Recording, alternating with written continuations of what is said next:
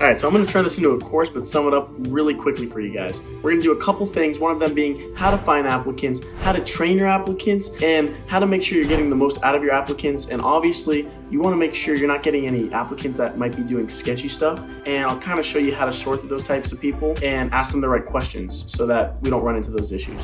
Hey guys, so you're just about ready to hire a VA, and I'm guessing that's why you clicked on this video. You're probably nervous, you probably don't know how to go about it, but there's actually a couple simple steps, and once you do it, you're gonna realize there was really nothing to be worried about. But of course, you do have to be careful, and you do need to make sure that you're gonna hire the best person for the job. Guys, be really specific with tasks because you want to make sure that the applicants know what they're getting into, and you want to make sure that they can handle those tasks, right? So on the retail arbitrage side, we have people that do product research, order fulfillment, and all the above, and sometimes even run their own individual accounts. And that's when that sales percentage kicks in if they're running their own accounts. We've also hired video editors and things like that. And if you want a good one, you're going to have to pay on the upper end, on the 500, 400 level, and you're going to get really quality work. And yeah, so just be really careful. And when you're picking your applicants, ask them questions such as, are they willing to work for you long term? How long was their past job? Why did they stop working their past job? And get a better feel for if they're willing to work for you long term, if you think they're going to be a long-term employee really. And in that way, you're putting all this effort into training them, and they become a long-term asset and a really great investment over time.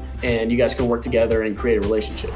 First question typically is, how much is a VA going to cost me? And spoiler alert, it is really cheap. It's going to cost you anywhere from $250 to $500 per month. Now, if you're paying on the lower end, right, typically they have a smaller skill set, or they're really, it's a job that doesn't require a good skill set, but maybe they have a lot of experience. So the way to incentivize them typically is either with daily, weekly, monthly bonuses, and if they hit certain objectives, we typically give them bonuses. Also, you can incentivize them with a percent of sales. I notice my employees just do much better when they're getting offered bonuses. Then we suggest you do your job posts on onlinejobs.ph because that's obviously where the cheapest labor is in the Philippines, and they have a good connection with the Philippines. Next thing, after you've done your job post, you're going to do your skill set. And side note, guys, we actually suggest you do something in the description, such as lion in the subject of your post, or when they send you a job post, right? Write lion. So that way you're going to get a bunch of people that apply, and a lot of it's going to be automatic from the website, and you want to see which people are actually applying personally, and that'll lower your applicant pool. The next thing we suggest is picking your top 5 applicants, right? So later on down the road, if something doesn't go right with your current employee, well, you have 4 other ones that you also thought were really, really good, and you can go back to them later on and say, hey, are you guys still working? And then, if they are working, you can be like, hey, we'll give you $50 more. And if you were offering them $250 to $300, it's really not that big of a deal for you guys, and you don't have to go through the whole job application thing again on onlinejobs.ph. So the $250 to $500 a month is a lot more money to someone in the Philippines. That is a salary, and it's going to get them a long way. It's going to put food on their table. So this is not unethical, guys. This is really a good thing. You guys are helping someone out. You guys are providing food and putting food on the table for someone in another country. Don't stray away from this because you think it's unethical, because trust me, it's not, and it's a great way to grow your business.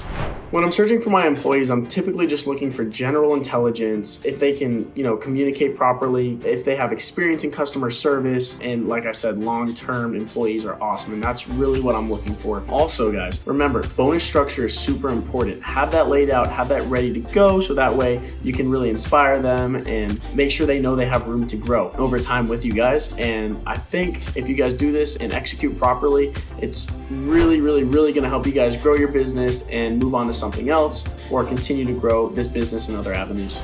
So onlinejobs.ph is actually not paying you to say this or put this out there, but we use them just because it's the easiest, and they're not really an intermediary. So once you have your employee, they're kind of out of the picture. There is Upwork and there is Fiverr. If you guys want to use those, that's fine as well. But we also use onlinejobs.ph because Filipinos have the best English. They're really great at customer service. They're really nice people, and generally we really just don't run into that many issues. So I highly suggest using it since it's been pretty successful for us.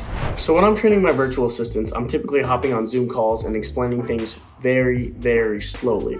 You'll notice when I talk on the YouTube channel, I'm going really quick, and you could slow the YouTube video down if you really wanted to and you had to listen to me, but you're really gonna wanna slow down and make sure, because your employees, they might be doing certain things that they've never done before. And although you're hiring them for something that's already in their skill set, you may be doing it a totally different way. So you have to remember that you're putting all these expectations on a new employee. So the least you can do is go through things super, super slowly.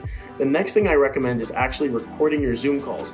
That way, way they can refer to them and go back to them if they ever run into issues and have questions, and they're not bugging you, asking you a million questions throughout the day. So if I missed something and you guys still have questions, feel free to DM me on Instagram. It's Jared_Plaka. And then do me a favor, just like, subscribe, comment, and I'll see you guys next time.